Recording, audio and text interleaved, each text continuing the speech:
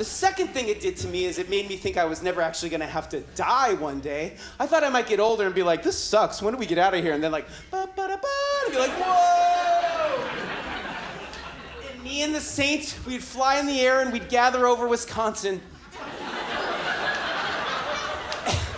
And then Jesus would hand out to each one of us an eternity of butter, which is the definition of heaven.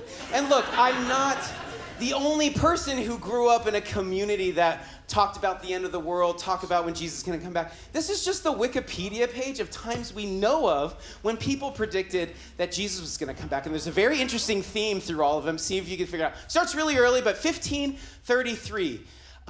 They're dead. 1697, they died. 1792, they died. Oh, John Wesley, he's dead. 1947, dead. Are you picking up on the theme?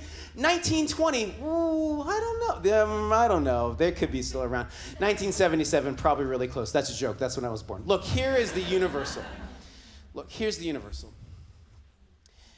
In my conversations with suicide, my conversations that I had with suicide, with the help of some friends and a therapist, I started to understand that I had this pain in my life that I felt like I had no control over, and I was trying to control this pain. I was trying to get control of this pain.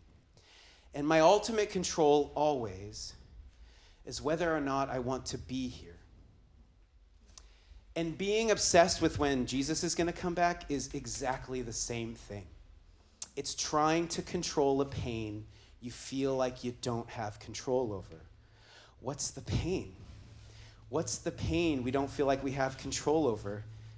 I mean, is it not the mystery of all of this? I just appeared here. I didn't get asked.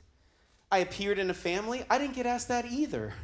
There's a guy in India suing his parents for just being born to them. Like, I appeared here in a family, in a time, in a land that I had no say in, and then I just got to keep doing this thing day after day, and eventually I'm going to disappear at a time I don't get to decide, in a way I don't get to decide, into who knows what.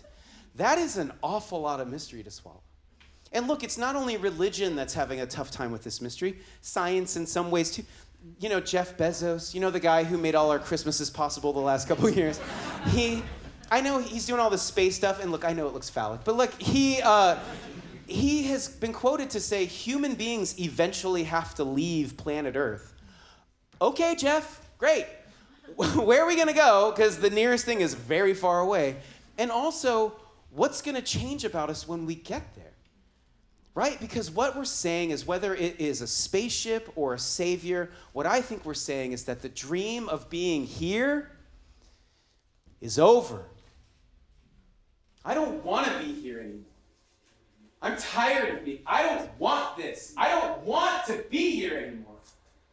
I don't want to be here. I want out. I want out of all of this. I want something different. I want this to end. I want this to be over. I want this to end. I want this to die. I want something new. I want something new. I want a resurrection is what I want. If I can use that word. What do we expect from resurrection? What do we expect resurrection to do to us? Because if you got in a spaceship and you traveled across the stars and you started over on a planet, what will have changed about you to make you do it differently this time? And if you're a consciousness now and you die and you're still some kind of consciousness, what has changed about you? If not the way you can see everything.